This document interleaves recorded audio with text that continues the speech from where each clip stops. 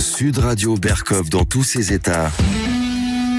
Le face-à-face. 13h02 sur Sud Radio, l'heure pour nous de vous présenter ce face-à-face. Aujourd'hui, André Berkov reçoit le philosophe et écrivain Michel Onfray qui vient nous voir pour son nouveau livre « La foudre gouverne le monde ». C'est aux éditions Albin Michel. Bonjour Michel Onfray. Bonjour. Oui, Michel Onfray, c'est vrai, en lisant votre livre, vous parlez d'une phrase, je ne sais plus à qui elle est attribuée, où on disait, vous savez, quel monde laissera-t-on à nos enfants? Et vu ce qui se passe en ce moment, quels enfants laissera-t-on à notre monde? Je ne sais plus de qui c'est, mais moi je crois que c'était un situationniste, mais enfin bon, peu importe. La foudre gouverne le monde. Effectivement, d'ailleurs, le titre de votre livre, c'est assez frappant de voir que aujourd'hui, c'est vraiment l'émotion, l'humeur, l'hystérisation, etc., qui donne le là. Ne fût-ce que pour parler de l'actualité électorale qui nous occupe ici. Mais au-delà de ça, c'est intéressant parce que vous dites, justement, vous finissez, c'est dans l'exergue, dans la quatrième couverture de votre livre, vous dites, j'étais, je suis et je demeure debout sur le bateau qui coule. Est-ce que vous croyez qu'on pourra encore tenir debout longtemps si le bateau coule ? Je pense qu'une civilisation ne s'effondre pas en 2 jours. Ça fait un petit moment que ces choses-là ont lieu. J'ai écrit un livre qui s'appelait Décadence pour essayer de montrer comment ça fonctionnait, une civilisation, comment ça naît, ça croît, ça décroît, après avoir atteint son acmé. Et moi, je ne dirais pas c'est mai 68 qui est la cause de toute chose. Il s'est passé des choses en mai 68, mais déjà, en amont, par exemple, 1793, quand on décapite le roi. C'est-à-dire quand l'autorité ne vient plus du ciel. Là, c'est facile de piloter les gens avec le clergé et l'évêque, les évêques, etc. Et la papauté. Mais là, d'un seul coup, on dit non, ça sort du sol. Et c'est la théorie du contrat social de Rousseau qui nous dit la souveraineté, elle n'est pas dans le roi qui nous dit qu'il la tient de Dieu, elle est dans le peuple, dans la mesure où il s'exprime. Et donc depuis, on a rationalisé, on a démocratisé, on a laïcisé, on a supprimé toute transcendance, tout sacré. Et aujourd'hui, il n'y a plus de boussole, c'est-à-dire on parle de post-vérité, mais de fait, tout est possible, le contraire de tout. On a un chef d'État qui est un enfant, il dit une chose, je ne vais pas dissoudre, il fait le contraire, je dissous. On a une droite qui nous dit on s'associera pas, puis on a une droite qui nous dit on s'associe, on a un Marion Maréchal qui dit je suis Zemmour, puis après il dit mais je quitte Zemmour. Enfin, c'est-à-dire on a des communistes qui nous disent on n'est pas islamo-gauchiste comme Mélenchon, puis qui après disent vive l'islamo-gauchisme de Mélenchon. Même chose avec les socialistes. Enfin, c'est un temps de nihilisme. Mais est-ce que ce nihilisme n'a-t-il pas toujours existé par ce que j'appellerais la boutique électoraliste? C'est-à-dire que mais c'est vrai, c'est un vrai problème. On dit la démocratie, magnifique, la démocratie. Mais comme moi, je dois vendre mon produit, mon fonds de commerce, etc., parce que je voudrais que c'est celui-là qui fasse la tête de gondole, il faut que je raconte que j'attire le chaland. Est-ce que c'est pas depuis des siècles et plus, hélas, la même antienne? Oui. Moi, je crois à la nature humaine. D'ailleurs, je crois qu'on ne la changera pas, mais et pour le coup, je vais utiliser des catégories de Freud, mais Freud dit, voilà, il y a le ça c'est l'inconscient, ce sont les pulsions, et puis il y a le surmoi, qui est la morale, la religion, l'ordre, la loi, etc. Il dit, on peut pas laisser un inconscient tout faire. Il faut qu'il y ait un surmoi qui puisse faire pression et contenir et retenir. Une structure, oui. Voilà. Et le surmoi disparaît, quoi, depuis des années. C'est-à-dire l'école, la tradition, la religion, la famille, enfin tous les lieux où on disait non, tu ne fais pas ceci, ou tu fais cela, tout ça, ça a disparu. De sorte que, évidemment, l'homme est resté le même, mais simplement à une époque, il s'empêchait, pour prendre la formule de Camus. Je crois, oui. Et aujourd'hui, il ne s'empêche plus. Parce que, pourquoi s'empêcher? Puisque de toute façon, il n'y a plus rien à craindre, à laisser faire, à laisser dire. D'ailleurs, c'est le triomphe de la lettre anonyme. On estimait que quelqu'un qui envoyait une lettre anonyme à la Gestapo, c'était un salaud.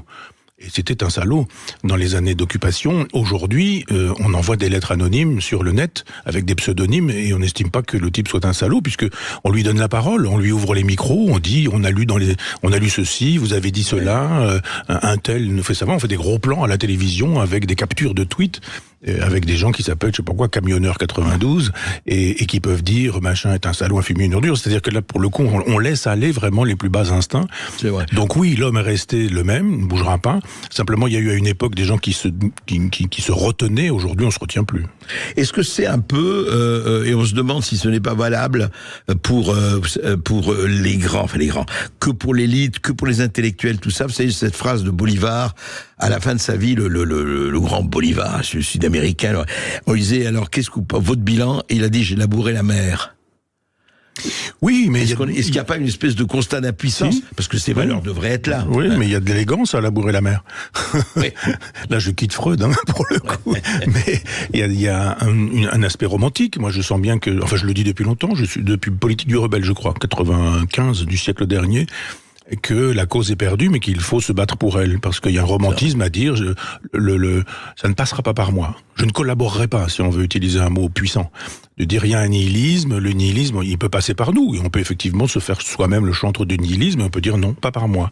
Donc dans ce que je ferai, dans ce que je dirai, dans mon comportement, dans mon trajet d'existence, ça passera pas par moi. C'est pas compliqué, hein, c'est pas non plus la résistance de Jean Moulin. Voilà, c'est pas Jean Moulin. Non. Mais en même temps, Michel Onfray, ça veut dire que quand même, si vous faites ça, vous et puis beaucoup d'autres, heureusement, à travers le monde, et on fait ça, c'est que on croit à des valeurs. Je veux dire, c'est en fonction d'un certain nombre de valeurs. C'est pas comme ça, par caprice. Donc ces valeurs-là, elles n'ont pas disparu. Est-ce qu'elles sont enfouies? Est-ce qu'on peut les remettre? Est-ce que le feu couvre sous la cendre, quelque part? De ce point de vue-là, hein. Je pense que les valeurs se sont trouvées dévoyées. Par exemple, on estimait dans la société féodale qu'il y avait une hiérarchie et qu'elle était voulue par Dieu, puisqu'il y avait le péché originel. Eh bien, il y avait des gens qui étaient des seigneurs, et puis il y avait des gens qui étaient des esclaves, et c'était l'ordre du monde, c'était voulu par Dieu.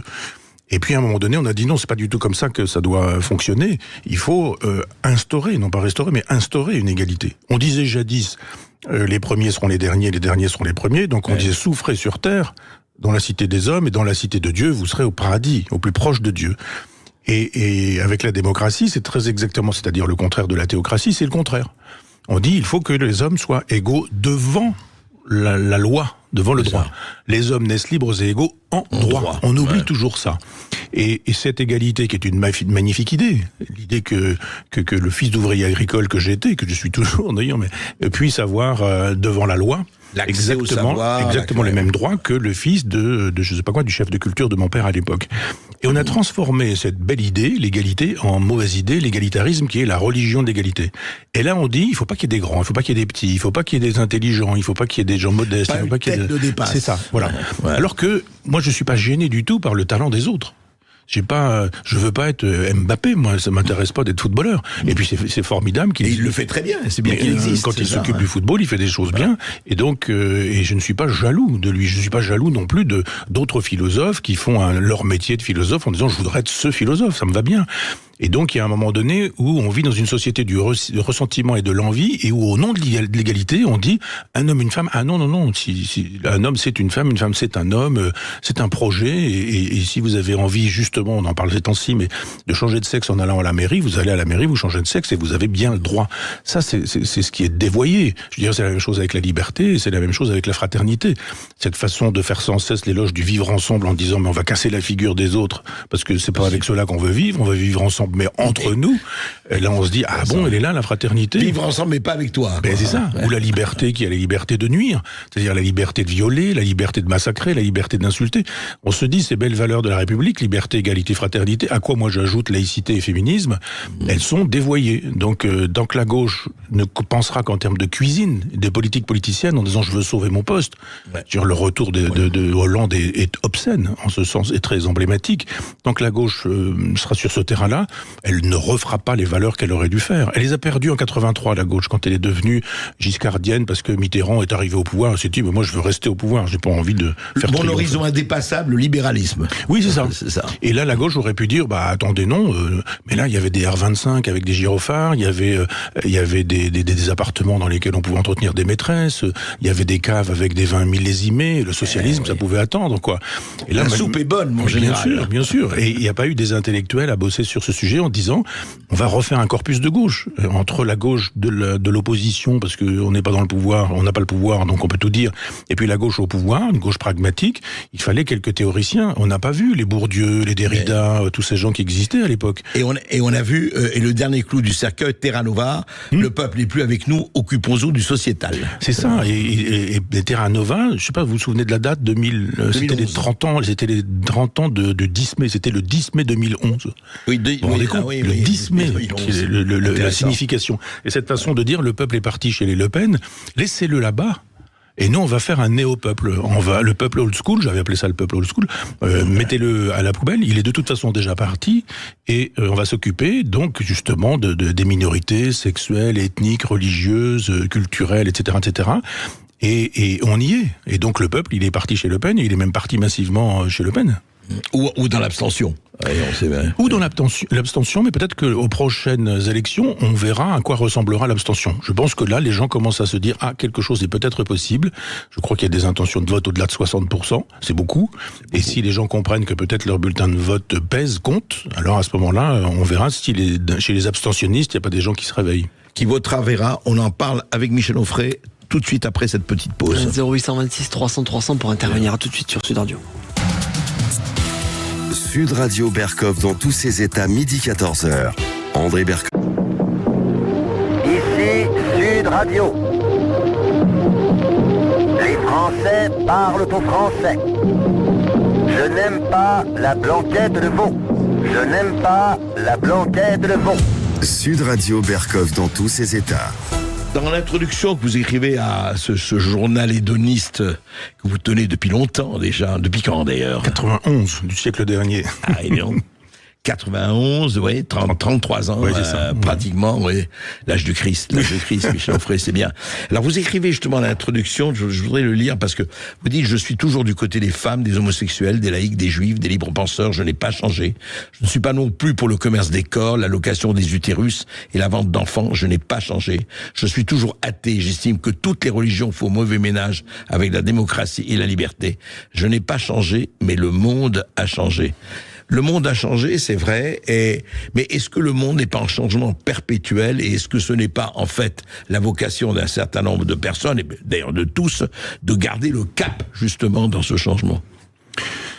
Oui, alors bien sûr, vous avez la phrase « la foudre gouverne le monde » et d'Héraclite, et on doit à Héraclite, ce philosophe présocratique, une autre phrase qui est qu'on ne se baigne jamais deux fois dans le même fleuve. Alors il fallait expliquer ça aux élèves en disant que, mais enfin monsieur, je dis mais non, si vous descendez dans le fleuve, l'eau qui fait le fleuve n'est plus la même, elle est partie, et on ne se baigne jamais deux fois dans le même fleuve. Donc effectivement, on peut être immobile dans le courant du fleuve, et c'est un peu ce que je crois être, parce que si on m'avait dit il y a 30 ans, justement, quand j'ai démarré ce texte, qu'un jour, on s'en viendrait à gauche faire l'éloge de la location des utérus ou de l'achat ou de la vente d'enfants.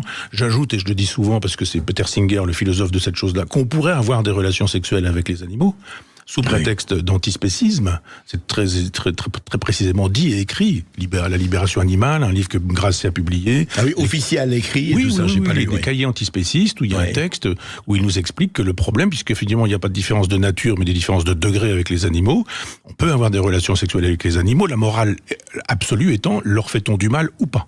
Si on leur fait du mal, c'est non. Si on leur fait pas de mal, c'est oui. Ça veut dire, votre poisson rouge, non. Mais une vache, oui, vous pouvez. C'est ça. Mais c'est dit sérieusement. Comment savoir si on la viole, la vache, ou elle est consentante ? Eh bien, on imagine que, puisque les critères de l'éthique pour Peter Singer, c'est le plaisir ou le déplaisir. Si vous avez du plaisir, c'est défendable. Si vous avez du déplaisir, ça n'est pas défendable.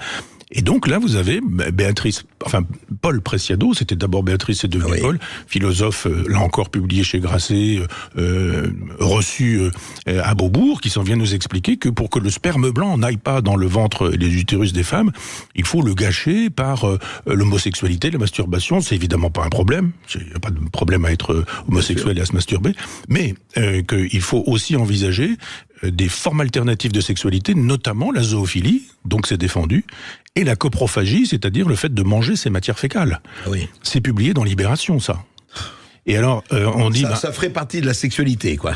Oui, c'est une sexualité comme une autre. Et là, c'est tout, c'est Foucault, c'est toute cette pensée-là. Et alors, on me dit, si vous êtes de gauche, c'est ça maintenant la gauche, il faut défendre ça. Je dis, non, moi je suis de gauche, et justement, je ne défends pas ça au nom de la gauche. Parce que je pense qu'on peut combattre ce genre de sottise. Alors oui, on peut effectivement imaginer que dans l'intimité de la sexualité, des gens puissent trouver plaisir à la scatologie, à la scatophilie. Ouais. C'est une affaire personnelle, ça ne gêne personne. Mais de là à en faire la promotion en disant que ce serait nettement supérieur au fait d'avoir des relations sexuelles avec un homme blanc, le fameux sperme blanc. Il y a un socialiste, je crois, je sais pas s'il était socialiste, mais enfin de gauche, qui s'est filmé en train de manger à quatre pattes des matières fécales. Et évidemment, il a été un peu expulsé de son parti, mais qui faisait la promotion de ce genre de choses. Donc, il y a un moment donné où on se dit, il y avait de la morale à gauche aussi. Moi, j'ai la nostalgie des vieux prolétaires qui pensaient effectivement qu'il y avait de la dignité, de l'honnêteté, de l'honneur, qu'il y avait des choses qu'on faisait, des choses qu'on ne faisait pas, que la culture, ça n'était pas, enfin, ça émancipait, que la culture c'était pas, est-ce qu'il est blanc, est-ce qu'il est noir, qui a écrit ça, est-ce que c'est une femme, quel est le statut de la femme dans Ulysse, par exemple. Ah bah Pénélope, elle est en train d'attendre, c'est la femme au foyer, elle attend Ulysse, pendant que lui, Ulysse, il mène une bonne partie là pendant ses voyages en Méditerranée. On dit, ah bah donc ce livre est condamnable. Donc on tire un trait sur Homère parce que Pénélope est présentée comme l'archétype de la femme qui attend son homme, la femme au foyer. Ouais. Et on se dit, mais vous en êtes là. Mais alors justement, Michel Onfray, au fond, est-ce qu'on peut pas dire aujourd'hui que cette gauche, enfin si on parle à la gauche du Front Populaire, si on passe de la bonne éducation, on passe de l'émancipation, enfin on peut remonter aux Lumières et même beaucoup plus loin, mais est-ce qu'au fond, ceux qui s'appellent aujourd'hui de gauche, en tout cas une bonne partie, n'ont rien à voir avec la gauche ? Est-ce que c'est pas une gauche, je dirais ersatz, une espèce d'hologramme, une espèce d'organisme génétiquement modifié ? Ouais, mais vous avez raison, il y a la gauche d'en haut, la gauche d'en bas. C'est-à-dire, il y a la gauche des partis, des états-majors, et puis il y a la gauche d'en bas, et moi je les rencontre, quand je suis dans mon village, les vieux socialistes, et qui me disent, mais tu as tellement raison. Je dis, mais alors dis-le. Ah non, on peut pas. Et pourquoi ? On va passer pour des fascistes. Et alors, il y a une intimidation terrible. Les gens ne veulent pas qu'on dise d'eux, et je les comprends, qu'ils sont d'extrême droite, qu'ils sont fascistes, qu'ils ont tourné à droite, qu'on ne les reconnaît plus, etc. Mais je dis, mais c'est vous qui pourriez faire autorité, en disant justement, mais nous, on a 40 ans de militantisme socialiste derrière nous, et au nom de ces 40 années, j'avais fait ce qu'on appelle une tenue blanche chez les francs-maçons, et des francs-maçons qui m'avaient dit en sortant, c'est formidable de vous entendre. Mais je dis, c'est très exactement le contraire que vous défendez. Pourquoi ? Et donc, il y a une intimidation terrible de gens qui n'osent pas, qui parfois, quand on est dans l'intimité d'une amitié ou éventuellement d'un dîner d'amis ou d'une conversation dans la rue, comme ça vous arrive aussi, de rencontrer des gens qui disent, bah ouais, moi je pense ceci, je pense cela, je dis, mais dites-le. Et effectivement, je pense même qu'il y a des gens de l'état-major du Parti Socialiste qui ne pensent pas qu'il faut faire cette union, mais qui la font parce qu'ils se disent, dans 3 semaines, je serai encore député. Et les gens n'en peuvent plus. Ils n'en peuvent plus de ces partis qui jouent leur confort contre le peuple. Et c'est fou, oui, parce que au nom de la soupe est bonne, etc. Mais c'est ça, oui. Mais alors, vous voyez, vous touchez du doigt quelque chose de très important, parce que tout le monde doit être responsable. Ceux qui nous écoutent, nous chacun. Enfin, il y a pas de hiérarchie là-dessus. Vous dites, ah oui, je ne peux pas, je n'ose pas. Mais ce je n'ose pas, toute l'histoire est faite par des gens qui ont rompu ce je n'ose pas, qui ont quitté leur position de confort. Vous auriez pu avoir des positions de confort, vous savez, l'institution, la place. D'ailleurs, vous parlez d'Académie française, que quelqu'un vous a dit, allez, vous parlez de ça dans votre préface. Vous dites, on va te présenter à l'Académie. Oui, c'est ça, oui. C'est ça, vous avez eu ça, non ? Oui. Ouais. Je suis jeune auteur chez Grasset, on me dit, d'abord il va falloir quitter votre passé. Le père ouvrier agricole, la mère femme de ménage, la compagne... Alors vous avez dit, il faut quitter votre passé. Ah oui, très précisément. Ma compagne, qui est hélas décédée depuis, il y a une dizaine d'années, et il faut la quitter, il faut quitter ce boulot en province, et puis vos souvenirs, je me souviens de l'image, on va les mettre dans une maison, on va murer la porte et les fenêtres. Et on vous fera rencontrer les gens utiles pour faire carrière. Et là, j'ai dit non, j'ai pas envie de faire carrière, j'ai envie de faire des livres, mais pas de faire carrière. Il m'a dit, mais vous ne ferez pas carrière. Et la même personne qui m'avait dit ça, quelques années après, m'a dit, finalement, c'était le bon choix, c'était la bonne stratégie, ce que vous avez fait. Je dis, mais non, c'était pas un choix, c'est une incapacité à faire autrement. Et j'avais donc une trentaine d'années, début de ce journal, où effectivement, je rencontre quelqu'un, je peux dire c'est Jean Botorel, parce qu'il m'a sali, il a écrit un livre dans lequel il disait que j'étais fasciné par l'Académie française. C'est très exactement l'inverse. Qui m'imagine portant un bicorne et traînant une épée. Et dans un déjeuner où il m'a demandé de faire un bloc-notes pour la revue des Deux Mondes de l'époque, avec une dame qui était Jeanne Cosset, il m'a dit, mais ça vous intéresserait l'Académie française ? Je dis, non, pas du tout. J'ai pas envie de ça, quoi. Il me dit, mais c'est important, vous savez, mais je vous expliquerai, je vous présenterai. Il y a des textes à écrire en faveur de certains, en défaveur d'autres, même si vous n'êtes pas d'accord. Et là, il faut cirer. Oui, c'est ça. Il me dit, ça se prépare, c'est 30 ans en amont. Je dis, mais je ne veux pas, je ne souhaite pas, moi, être académicien. C'est pas l'horizon de mon existence. Je veux faire des livres qui se tiennent, et puis voilà, quoi. Et alors, justement, pour revenir à ma question, Michel Onfray, qu'est-ce qui fait quand même, voilà, vous parlez des socialistes socialistes que vous rencontrez, qui ont 40 ans de militantisme ou d'autres, de la gauche, après tout, qu'est-ce qu'ils ont à perdre? Pourquoi? C'est la peur de faire le jeu de passer pour, c'est quoi en fait? Le regard d'autrui et le jugement d'autrui. Dans un village, si de gauche vous dites mais moi je peux pas accepter que par exemple on loue des utérus ou qu'on achète des enfants, eh bien les gens de gauche vont dire de vous, eh bien tu es en train de te fasciser, te droitiser, tu te lepénises. Et puis à ce moment-là, éventuellement, on vous regarde mal dans le village, vous êtes devenu un sale personnage et vous n'avez pas forcément envie de vivre comme ça. Donc vous êtes un peu comme les maranes, quoi. Vous êtes un juif qui s'est apparemment converti mais qui reste juif. Et bien là, vous avez deux personnes, vous avez une espèce de schizophrénie qui fait que vous avez une intimité, vous pensez en vertu du bon sens. Mais comme vous risquez la persécution aux yeux d'autrui, vous dites non, mais moi je pense toujours ça, et puis voilà quoi. Oui, mais alors justement, c'est aux philosophes et aux psychologues que je m'adresse. Il y a des gens qui n'ont pas ce problème, qui vivent pas dans un village, qui sont protégés, qui n'ont rien à perdre ou pas grand-chose, et qui aussi se taisent. Oui, mais parce que vous vivez pas l'élite. Oui, mais vous vivez pas seul. Vous avez des amis, des copains, et puis je sais pas, vous faites du sport, vous avez des activités, vous rencontrez des parents d'élèves quand vous allez chercher vos petits enfants ou je ne sais quoi. Et là, vous avez des discussions. Et quand je dis dans un village, c'est dans le cercle autour de soi. Donc, vous pouvez habiter dans une grande ville, et puis autour de vous, les gens ont un avis sur vous. Et puis après, il y a des dîners en ville, il y a des gens qui se rencontrent, qui se reçoivent, et là, vous pouvez pas passer pour ce que vous ne voulez pas être, alors que finalement, vous l'êtes véritablement. C'est ça. Non, mais c'est fou, parce que le management par la peur, quoi. Enfin, l'institutionnalisation de la peur. Et le regard d'autrui, le jugement d'autrui. C'est-à-dire ce que Heidegger appelait le on. On dit que, on pense que, on m'a fait savoir, on dit de toi que, mais on c'est qui? Et on exerce une tyrannie terrible auprès de gens qui ont peur que, éventuellement, un jour, on dit, mais tu sais, on dit de toi que tu as mal tourné. Ah oui? Et je dis mal tourné dans quel sens? Et quelle idée est terrible là dans celle que je défends aujourd'hui, qui serait une idée fasciste ou nazie. Puis là, évidemment, vous n'avez plus personne. Bah, bien sûr. C'est pour ça qu'il faut ajouter, quand on vous dit on, j'ai dit con, non pas on. On est un con, ça se dit aussi, ça.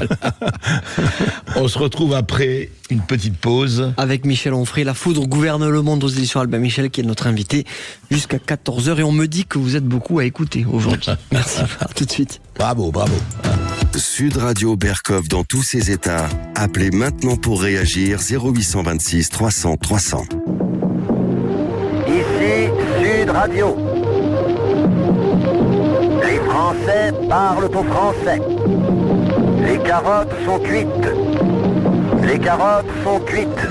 Sud Radio Berkov dans tous ses états. Michel Onfray, La Foudre gouverne le monde. Je voudrais vous faire entendre quand même un extrait d'une interview de Dominique de Villepin, qui était interviewé, je crois que c'était sur France Info. En tout cas, c'était sur LCI, pardon, pas sur France Info, et interviewé par David Pujadas, et on lui demande s'il sait pour qui il va voter, donc pour les élections du 30 juin et 7 juillet. Et voici ce qu'il dit. Le nouveau Front Populaire et le Rassemblement National, donc j'en déduis que vous votez Nouveau Front Populaire. Je considère que la priorité doit être donnée à la lutte contre le Rassemblement National, et que le Rassemblement National constitue aujourd'hui la véritable menace pour notre pays. Voilà, c'est intéressant quand même. Dominique de Villepin, évidemment, vous allez me dire, ça fait partie de... Je ne sais pas, c'est d'abord une chose, puisque votre revue, je le rappelle, qui marche très fort, qui a un succès, qui s'appelle Front Populaire. Bon, le Front Populaire n'appartient à personne, puisque Front Populaire, c'est 1936. Mais qu'est-ce que vous avez pensé d'appeler ce rassemblement, je le rappelle, de Hollande à Poutou, en passant par les sympathisants comme François Bayrou et Dominique de Villepin, le nouveau Front Populaire? Eh ben, vous êtes le premier à me poser la question, ça me réjouit, je vais pouvoir répondre et dire deux ou trois choses, parce que de fait, moi d'abord quand j'ai créé cette revue, je voulais qu'elle s'appelle Le Plébéien. Et comme je n'étais pas seul, on en a parlé, on m'a dit non, c'est trop, la plèbe ceci, la plèbe cela, bon. Et le Front Populaire, c'était un peu de manière ironique, une façon de dire faisons un front avec le peuple. Et de jouer, voilà, absolument. Voilà, c'était le sens littéral qui consistait à dire, il s'agit aujourd'hui, parce que nous sommes souverainistes, de faire un front avec le peuple contre l'Europe maastrichtienne qui nous est présentée comme, enfin on connaît l'histoire, c'est-à-dire destructrice des nations, etc., etc. Et donc nous étions à l'époque en plein Covid quand on a démarré ça. Et 2020, c'était oui, je crois, quelque chose comme ça, oui. Ouais. Et Stéphane Simon, à l'époque, s'était demandé si Front Populaire avait été déposé. Et alors, c'était un truc très drôle. Il m'appelle un jour et il me dit, écoute, tiens-toi bien, Front Populaire est une marque qui appartient au Parti communiste.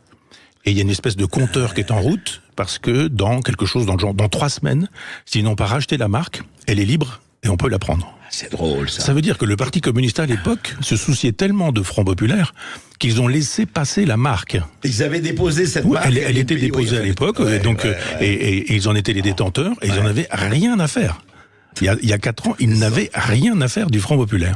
Et Stéphane Simon m'appelle un jour et il me dit, voilà, le compteur est tombé, ça y est, la marque est libre, on a déposé, on est donc propriétaire. Nous sommes propriétaires de la marque Front Populaire. Maintenant, Front Populaire, c'est pas seulement une marque, c'est aussi un moment de l'histoire. On va pas déposer la Révolution française, on va pas déposer la Révolution nationale ou je ne sais quoi. Ça n'a aucun intérêt. Donc, il y avait ça. Je peux vous dire, sans forcément trahir, mais il y a des gens qui ont quitté Mélenchon, qui sont revenus nous voir et qui ont dit que Mélenchon avait piqué une colère noire quand il a su que nous appelions notre revue Front Populaire. Ah oui. Il avait l'intention de préempter la chose et d'en faire une machine de guerre pour les présidentielles qui ont suivi, les dernières donc. Ah oui, celle de 2022. C'est ça. Ouais. Et nous avions en dessous de Front Populaire inscrit un peu notre idéal, qui est une phrase de La Boétie. Soyez résolus de ne plus servir et vous voilà libre. L'ami de Montaigne qui a écrit un discours sur la servitude volontaire, qui est un magnifique livre. Ouais. Et donc, comme pour se venger, Mélenchon a créé un institut La Boétie. Alors je veux bien que ce soit un pur hasard, mais ça pouvait être aussi une espèce de vengeance perfide d'un monsieur dont le ressentiment est le moteur, on le sait. Et donc voilà. Alors effectivement, c'est un peu gênant. Moi, je préfère qu'on dise aujourd'hui le nouveau Front Populaire. Et ça me gêne pas quand on dit le nouveau Front Populaire. Front Populaire, on n'est pas oui, on est propriétaire de la marque, mais on va évidemment pas faire de procès. On va pas non plus dire on a acheté la marque, donc on est propriétaire de ce qu'a été le Front Populaire. Simplement. Mais qu'est-ce que vous pensez que là, je parle du nouveau Front Populaire. Est-ce que c'est pas open bar? Parce que quand on voit l'étendue du champ... Là, il s'agit de dire, on sauve nos meubles sous prétexte d'antifascisme. Donc on veut des postes. Voilà. C'est-à-dire que c'était la même chose avec la NUPES. C'est des gens qui sont prêts à faire des mariages de raison et pas des mariages d'amour. Des mariages de raison en disant je te déteste, mais je t'épouse parce que tu amènes de l'argent dans la corbeille. On s'épouse pour la dot. C'est ça, le Front Populaire aujourd'hui, le nouveau Front Populaire. On s'épouse pour la dot. Moi, je lis intégralement Maupassant tout de suite. Tous ces gens-là sont des personnages de Maupassant, animés par la haine, la méchanceté, le ressentiment, l'égocentrisme, le narcissisme. On veut des postes, on veut de l'argent, on veut des couvertures médiatiques. Le peuple, on n'en a rien à faire. Et on est prêt à tout. Quand vous pensez que des gens comme Hollande se retrouvent associés à des gens comme Boutou, on se dit, mais ça saute aux yeux de tout le monde, que effectivement c'est la carpe et le lapin, cette histoire. Mais au bout du compte, ils vont sauver des postes et c'est ça qui les intéresse. C'est-à-dire que je suis pas du genre à rabattre tout sur la Deuxième Guerre mondiale, mais on voit bien comment un pacte germano-soviétique a pu avoir lieu. Déjà, parce que c'est presque un second pacte germano-soviétique ce qui a lieu. C'est-à-dire que les communistes et les nazis signent un accord, l'accord Ribbentrop et Molotov, qui permet de 39 à 41, 39-40-41, qui permet la collaboration. Mais vraiment la collaboration. C'est-à-dire que la CGT aujourd'hui qui nous dit halte au fascisme, la CGT à l'époque elle appelait à saboter le matériel de guerre. Le PCF appelait à collaborer. Oui, ils l'ont écrit d'ailleurs. Oui, bien sûr, bien sûr. C'est-à-dire ces gens ont eu 2 années de collaboration avec les nazis. C'est pas avec Jordan Bardella. Ces gens-là ont, dans leur histoire assez récente, collaboré pendant de 39 à 41 avec les nazis et nous donnent des leçons d'antifascisme. C'est vrai, mais Michel Onfray, il faut le dire, après ils ont payé quand même assez durement leur résistance. Mais attendez, les soviétiques. Oui, j'entends bien, mais qui rompt le pacte germano-soviétique ? C'est pas Staline, c'est Hitler. C'est Hitler qui décide de Barbarossa, c'est-à-dire on ne sait pas si Hitler n'avait pas rompu le pacte jusqu'où ce serait allé. Il y aurait eu probablement un Yalta. C'est ce que j'allais vous dire. Il y aurait eu un Yalta avec Adolf Hitler et Staline, et on aurait une partie de l'Europe de l'Ouest qui serait devenue hitlérienne et une partie de l'Europe de l'Est qui serait devenue stalinienne. C'est du moins ce que n'excluait pas Staline.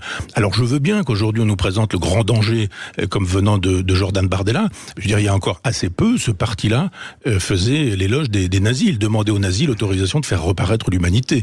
Donc faisons un peu d'histoire. C'est-à-dire que tous ces gens qui récupèrent le Front Populaire, on pourrait aussi, pour le coup, leur dire, mais savez-vous ce qu'a fait la chambre du Front Populaire quand il a fallu voter les pleins pouvoirs à Pétain ? C'est cette chambre-là. C'est cette chambre-là, c'est-à-dire que il y en a très peu qui ne votent pas pour le maréchal Pétain. Absolument, vous avez raison. Et tous les magistrats, tous les profs de fac, la police, pas forcément les policiers, mais l'état-major de la police, tous ces gens-là se sont ralliés au maréchal Pétain. Et donc, à une politique de collaboration. Et ils attendent le STO, ils attendent la victoire de Stalingrad, c'est-à-dire 1943, pour entrer en résistance, tous ces gens-là. Et quand on a des résistants qui, comme Malraux, par exemple, entrent en résistance en mars 1944... 1944, c'est-à-dire quelques semaines avant le débarquement. Et c'est l'époque où Sartre et Beauvoir entretiennent des bonnes relations avec Radio Paris. Je rappelle que Simone de Beauvoir travaille à Radio Paris, qui était une radio dans laquelle on égrenait des discours antisémites. Radio Paris Mans, Radio Paris absolument, c'est ça. Et donc tous ces gens qui donnent des leçons d'histoire aujourd'hui ne connaissent pas véritablement l'histoire, parce que franchement, se réclamer de cette période-là, moi je pense qu'il y a qu'une seule référence digne de ce nom, c'est le général de Gaulle, et c'est le 18 juin 1940. Celui-là résiste. Et il n'attend pas le STO, il n'attend pas Barbarossa, il n'attend pas la fin du pacte germano-soviétique, il n'attend pas l'annance de l'entrée en guerre des États-Unis pour résister. Et puis il y a eu des étudiants et des tas de gens qui ont fait un travail extraordinaire, il faut le dire. Hein, vous savez. Maintenant, moi, effectivement, j'ai un peu d'indulgence pour les gens qui ont du talent. Et c'est vrai que Malraux, c'est Malraux. Bien sûr. Même, hein, non, mais je suis d'accord. Non, mais je suis d'accord. Mais ça n'empêche pas qu'il faut revoir l'histoire, c'est vrai, et se dire qu'il y a une chanson de Sardou, si les ricains n'étaient pas là, on peut se demander que si les Reskov n'étaient pas là, même chose aussi. Oui, mais Sardou n'est pas une référence pour moi, parce qu'il a quand même fait, me souvenez-vous, quand même une chanson où il dit Lénine, réveille-toi, ils sont devenus fous. Ah oui, c'est vrai. Une chanson de Sardou, ça aussi. Donc, je veux bien que faire l'éloge des ricains et en même temps de Lénine, il y a un truc qui est problématique. Oh, il était centriste. Non, je pense que c'était un bon chanteur et un anard de droite plutôt qu'un idéologue. Non, c'est sûr. Et qui mérite notre sympathie d'ailleurs. Tout à fait, tout à fait. Alors pour parler, Michel Onfray, mais c'était vraiment, c'est important de voir effectivement ce côté, vous savez, la lutte des classes remplacée par la lutte des places un peu, hein, c'est un peu ça. Mais au-delà, au fond, aujourd'hui, parce que vous parlez beaucoup de Maastricht et compagnie, et tout ce qui s'est passé ensuite, évidemment le référendum de 2005, Lisbonne, tout ça, on a vu la somme des reniements institutionnels et du pouvoir. Mais au fond, quand vous parlez, parce que vous dites, vous parlez de tout ça, et je voudrais qu'on pratiquement aujourd'hui dans la France telle qu'elle est, ce socialisme libertaire dont vous parlez, Proudhon, vous savez, vous réclamez beaucoup de Proudhon et puis de beaucoup d'autres, effectivement. Est-ce que sur le plan pratique, aujourd'hui, est-ce que vous vous sentez représenté par une quelconque, je ne dirais pas formation politique, mais un quelconque courant, disons, qui est dans la politique, dans la lutte pour les élections et tout ça, ou pas du tout? Pas du tout, parce qu'ils ont tous en commun, tous, hein, vraiment, de Poutou à je sais pas qui, à Marine Le Pen, en passant par Bayrou, d'être des jacobins. Ils sont tous des jacobins, c'est-à-dire ils pensent que l'État doit tout gérer, doit tout faire, et que l'État doit décider de ceci, de cela, de l'âge de la retraite, de la taille des culottes courtes des enfants dans les écoles. Enfin, et moi je suis pas jacobin, c'est-à-dire je ne pense pas que l'État, ça doit être un État centralisateur qui dirait nous avons décidé à Paris que maintenant, ce sera comme ceci ou ce sera comme ça.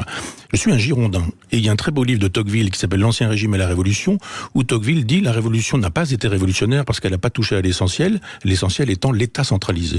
Et il dit depuis Philippe le Bel, et on pourrait ajouter jusqu'à aujourd'hui, et c'est le cas de Mélenchon, c'est le cas de Jordan Bardella, ou c'est le cas d'Emmanuel Macron, ce sont tous des jacobins qui disent nous allons décider, nous allons faire de telle sorte que la retraite, ça va être comme ceci, etc. Moi, je suis dans un socialisme libertaire proudhonien, assez français, c'est-à-dire proche des communards. C'est-à-dire les communards m'intéressent, je déteste la Révolution française, qui décapite, et j'adore la commune qui met le feu au bois de la guillotiне. Mais c'est formidable. Et vous avez raison de le dire, en un mois. Fusillé après, par Thiers, dont Emmanuel Macron a fait l'éloge. Je rappelle qu'il y a un moment donné, pour célébrer ou commémorer du moins la commune, Emmanuel Macron a pris la parole en expliquant à l'époque que Thiers avait sauvé la République contre les communards. Ça a été clairement dit. C'est pour ça que j'ai fait un livre contre Macron qui s'appelle Foutriquet, petit branleur, si on veut une traduction. Et le mot se trouve chez Hébert, au XVIIIe siècle. Pendant la Révolution française, il se trouve chez Vallès, qui lui l'utilise contre Thiers. Il se trouvera plus tard chez Pierre Boutangue au XXe siècle. Précis de Foutriquet, c'est ça. Pour Giscard. Oui, c'est ça. C'est un pamphlet assez extraordinaire, qui a été mon professeur quand j'étais à la Sorbonne, Pierre Boutangue d'ailleurs. Et de fait, Foutriquet, ça lui va comme un gant parce qu'il a clairement fait savoir à l'époque que d'une certaine manière, les communards et les gilets jaunes, c'était la même chose. Et que lui, il a sauvé la République comme tiers, c'est-à-dire en faisant tirer sur la foule. Alors bon, il n'a pas fait de mort. Macron, on a changé de siècle. Mais il a fait quand même des éborgnés. Voilà. Oui. On en reparle, on continue à en parler avec Michel Onfray après cette petite pause et on se retrouve très vite. Sud Radio Berkov dans tous ses états, midi 14h. André Berkov. Ici Sud Radio. Les Français parlent au français. Je n'aime pas la blanquette de veau. Je n'aime pas la blanquette de veau. Sud Radio Berkov dans tous ses états. Et Michel Onfray aussi, et vous aussi, auditeurs de Sud Radio, on le sait en ce moment, et il y a de quoi. La foudre gouverne le monde aux éditions Albin Michel.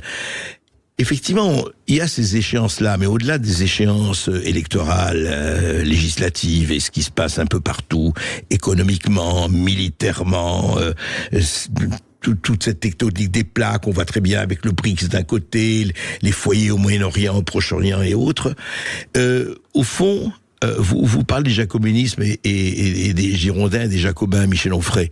Mais au fond, aujourd'hui, quelqu'un qui n'a pas envie d'entrer dans un parti, mais qui a envie de faire et qui sent que ça ne va pas, et je vous assure qu'on a des témoignages d'auditeurs tous les jours là-dessus, il dit, mais qu'est-ce que je dois faire? Qu'est-ce que je peux faire à mon niveau? Est-ce que vous avez quelque chose à répondre sans leur dire c'est pas la solution ou le lapin qui sort du chapeau, mais comment se prendre en main parce qu'on sent que les gens ne savent plus où ils habitent? Oui, alors, quand, par exemple, on parlait tout à l'heure de la commune, si vous dites il y a un garde-manger qui est vide pendant la Révolution française, on vous dira, eh bien, tribunal révolutionnaire, décapitation, taxation des profits et puis décapitation des accapareurs, etc., etc. Et on fait de la théorie, on coupe des têtes et on change pas les choses. On fait de telle sorte que finalement les gens changent de maître, c'est tout. Et devant le même garde-manger vide, que font les communards? Ils créent des restaurants coopératifs, des épiceries coopératives. Et là, on s'aperçoit que la solution, elle est là, dans la coopération, dans la mutualisation. Ça veut dire que chacun doit pouvoir se dire, moi je peux pas donner de leçons à chacun, ce que je peux dire dans la théorie, c'est que là où les auditeurs qui m'écoutent le savent, ils pourront faire le travail par eux-mêmes, que peuvent-ils faire là où ils sont? Sont-ils dans un village, dans un quartier, dans une banlieue, dans une grande ville, etc. Sont-ils parents, grands-parents, etc. Sont-ils producteurs, sont-ils acheteurs, sont-ils, etc., etc. Et après, on s'organise. Sont-ils dans un immeuble? Sont-ils dans une maison particulière?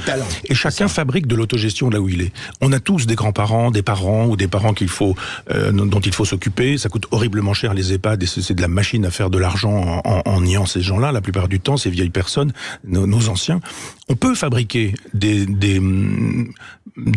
maisons, appelons ça comme ça, des maisons d'anciens, qui seraient des maisons d'anciens dans lesquelles on pourrait mutualiser, coopérer et se dire, eh bien, on va se mettre ensemble et plutôt que de donner 2000 ou 3000 euros par mois, on va les donner à cette association et on va avoir des gens qui peut-être dans le village, etc. Dans une école, on peut très bien imaginer faire la cuisine, s'occuper même des tâches, faire de telle sorte que les enfants dans un village, par exemple, puissent avoir des études gratuites après l'école, par exemple, parce qu'il y a des parents qui ne savent pas, c'était le cas des miens, et qui ne savent pas aider les enfants à faire des leçons de maths ou des leçons d'anglais.